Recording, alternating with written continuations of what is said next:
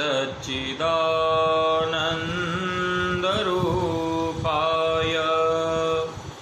विश्वोत्पत्त्यादिहेतवे तापत्रयविनाशाय श्रीकृष्णाय वयं नुमः। हरे कृष्ण कृष्ण कृष्ण हरे हरे, हरे राम राम राम हरे हरे। कृष्णं नारायणं वन्दे, कृष्णं वन्दे व्रजप्रियम्, कृष्णं द्वैपायनौ वन्दे, कृष्णं वन्दे पृथाश्रुतम्। नमो नमः क्लेशविनाशनाय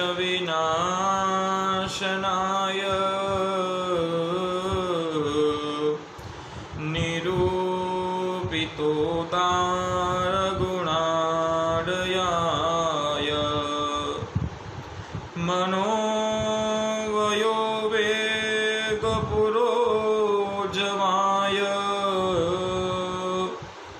शर्वाक्षमार्गैर्गताध्वने नमः।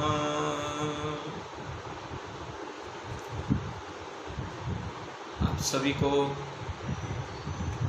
सादर जय श्री कृष्ण, जय सोमनाथ जी और जय सिया राम। सभी अपने अपने घरों में खुश होंगे, स्वस्थ होंगे, ऐसी हम आशा करते हैं और प्रभु से कामना करते हैं।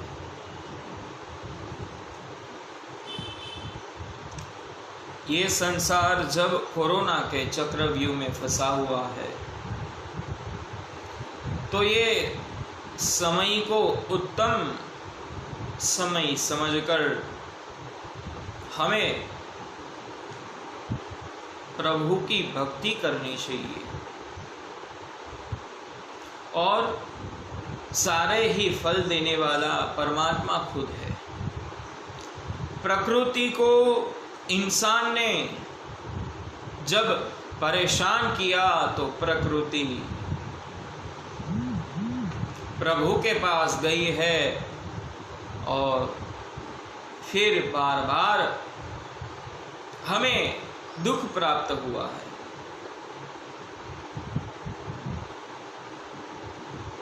प्रकृति कभी हमें सामने से बुलाने को नहीं आती कि आप मुझे परेशान करो, पर इंसान है वो प्रकृति के साथ छेड़छाड़ करता है। पहले के समय में भी ऐसा ही होता था। जब असुर थे, असुरों का जब व्याप बढ़ जाता था, त्रास बढ़ जाता था, तो पृथ्वी गाय का स्वरूप धारण करके भगवान के पास जाती और कहती कि अब मुझे इसमें से मुक्त कराइए प्रभु। तब प्रभु कोई ना कोई अवतार में आते और पृथ्वी को और प्रकृति को बचा लेते। क्या हमने प्रकृति को इतना छेड़ दिया है? क्या हमने गाय को इतना परेशान किया है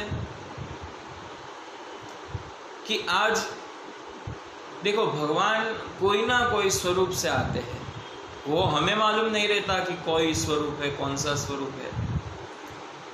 किसी ना किसी स्वरूप में प्रभु आते हैं और उनकी रक्षा करते हैं। तो प्रकृति ने अभी ये कोरोना भेजा है। हमने तो प्रकृति को छोटी मोटी चोट पहुंचाई, परंतु उन्होंने तो ब्रह्मास्त्र छोड़ दिया है। पुत्र तो हम सभी है, प्रकृति के ही पुत्र है। हम है, पशु है, पक्षी है, वृक्ष है, सब उनके ही पुत्र है। परंतु इंसान कुछ ज्यादा ही अहंकार करने लगा।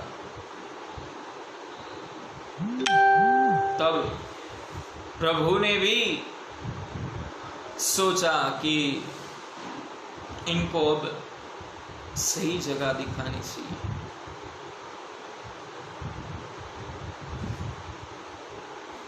और इसीलिए ये लॉकडाउन का जो भी टाइमिंग है, वो टाइम अगर हम प्रभु भक्ति में लगाएंगे तो हो सकता है कि भगवान हमारी जो भी गलतियां हैं उसको माफ कर दे। इसलिए आज की जो भगवत चर्चा है वो प्रचेताओं के ऊपर है। जो प्राचीन वही के पुत्र थे वो प्रचेता थे।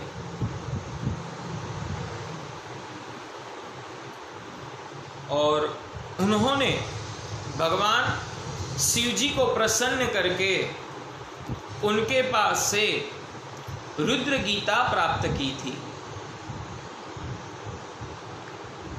वो रुद्र गीता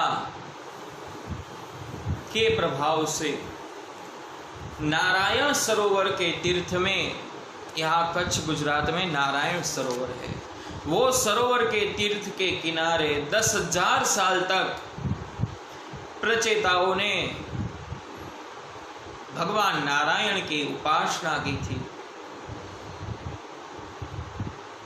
वो उपासना करने के बाद 10,000 साल बाद भगवान नारायण उन पे प्रसन्न हुए और प्रसन्नता के साथ कहा कि आपको क्या चाहिए। परंतु सारे ही प्रचेता वैरागी थे, तो कुछ मांगा नहीं भगवान से कि भगवान बस हमारी जो मति है वो आप में स्थिर रहे, ऐसा आप हमें ज्ञान दीजिए। फिर भगवान नारायण ने उसको आदेश दिया कि आप ये पृथ्वी ऊपर सृष्टि को बढ़ावा दीजिए, यानी कि आप सभी अपना गृहस्थ आश्रम, घर संसार बसाइए।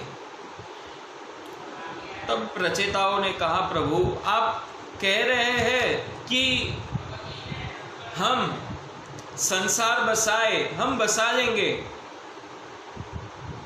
फिर क्या हमारा मन विषय वासनाओं से कभी पर हो पाएगा? तभी भगवान नारायण ने उनको मार्ग दिखाया कि हे प्रचेताओं, आप घर संसार बसाना, परंतु आप सभी को जब 2 पुत्र हो जाए, बाद में आप संसार का त्याग कर देना और अपना जो कर्म है वो कर्म छोड़ देना और संन्यास्त जीवन धारण कर लेना।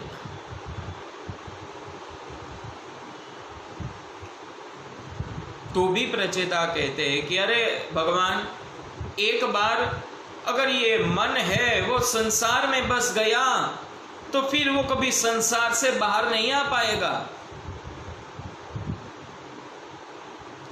वापस प्रभु उनको कहते हैं, प्रत्येक दिन 3 घंटा हमारी सेवा, पूजा, ध्यान करना। वो ध्यान के साथ, नियम के साथ अगर तुम हमारा ध्यान करोगे तो तुम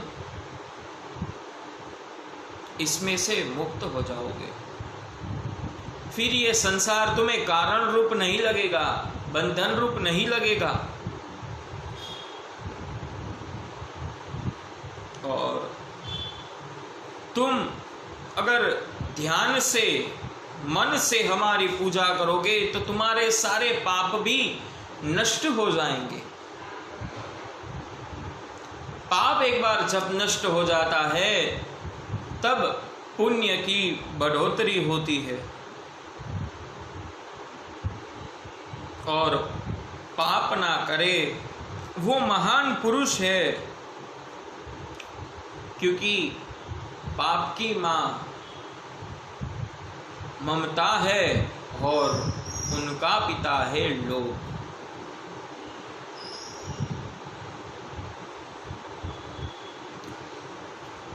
देखिए यहाँ पे भागवत जी में पाप की मां, उनको ममता कहा गया है।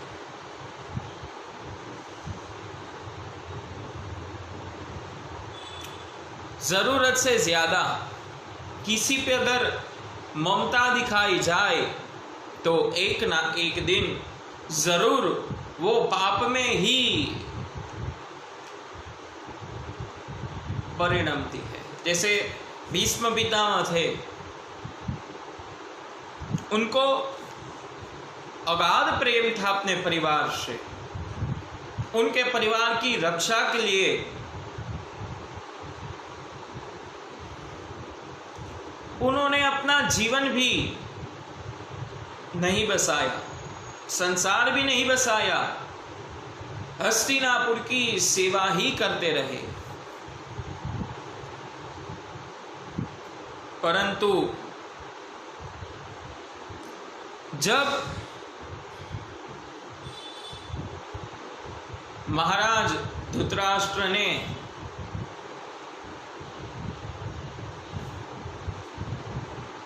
पांडवों को अलग राज्य देने से इनकार कर दिया,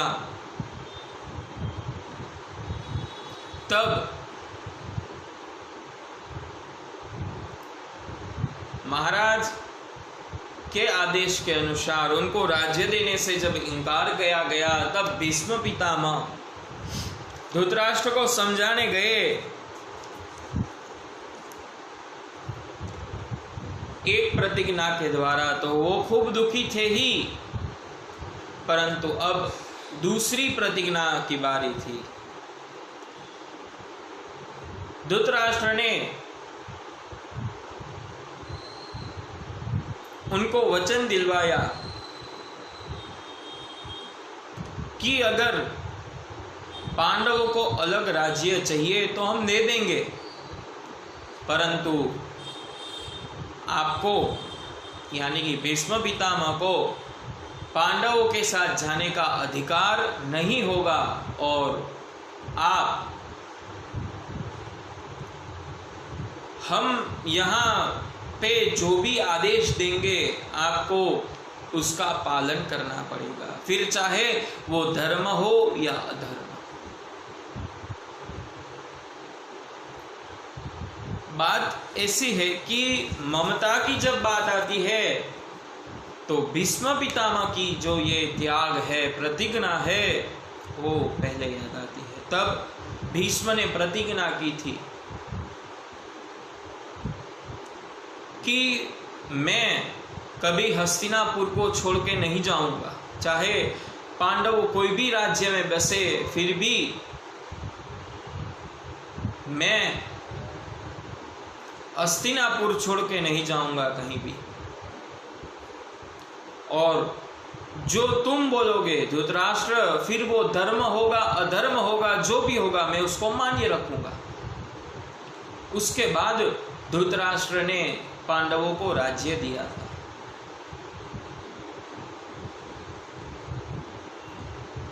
और ये कुछ और नहीं था, ये पांडवों के प्रति भीष्म पितामह की ममता थी, और ममता थी उसके लिए ही भीष्म पितामह ने पाप का मार्ग अपनाया था, अधर्म का मार्ग अपनाया था।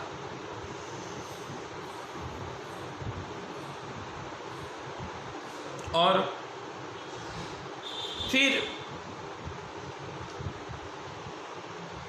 भीष्म पितामह ममता के प्रति कौरवों का पक्ष नहीं छोड़ पाए थे। इसलिए पाप की जो जन्मदाता है वो ममता है, और पाप का जो पिता है वो लोभ है। इसलिए भगवान नारायण ने यहाँ पे प्रचेताओं को कहा कि सभी प्रचेता, जब आपको 2-2 पुत्र हो जाए तब वापस आप सब अपना घर त्याग कर देना और वैराग का मार्ग धारण कर लेना। तभी कोई भी कर्म है,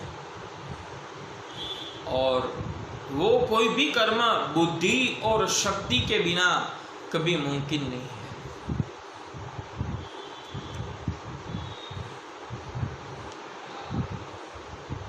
और अगर यही दोनों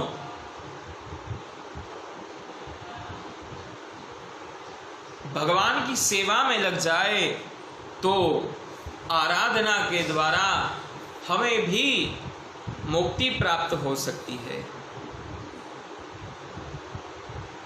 और मनुष्य के दुख का कारण है उसका स्वभाव।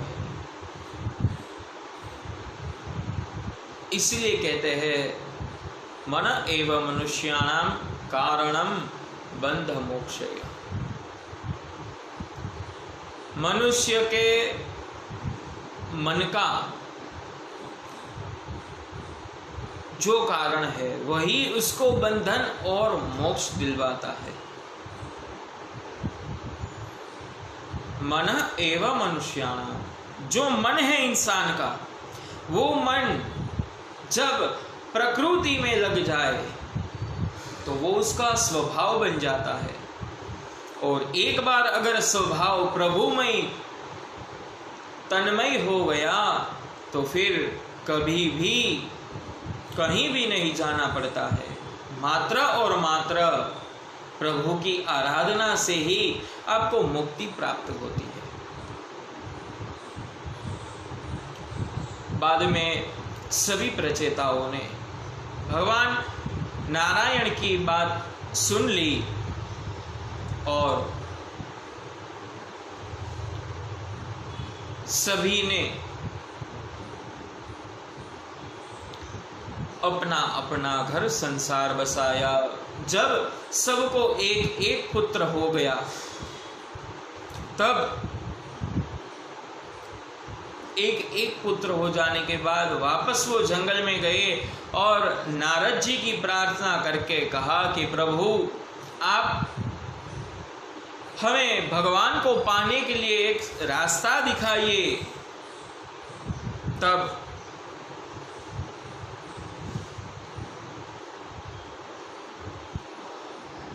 भगवान नारद जी ने उनको रास्ता दिखाया। जैसे जो जहर है, इंसान जब उसको खाता है तभी उसकी मृत्यु होती है, परंतु विषय वासना ऐसी है कि उसके विचार मात्र से ही इंसान विषय वासना में डूब जाता है। तो इसलिए विषय भी बुरा है, वो विषय वासना है। और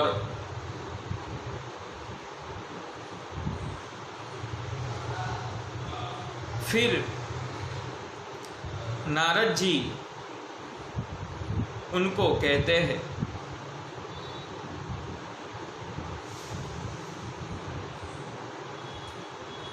कि पहला मार्ग वो है कि जब आपको जो मिले आप उसमें संतोष मानिए। जब एक बार आप संतोष मानना सीख जाओगे तो आपका जीवन है वो धन्य हो जाएगा।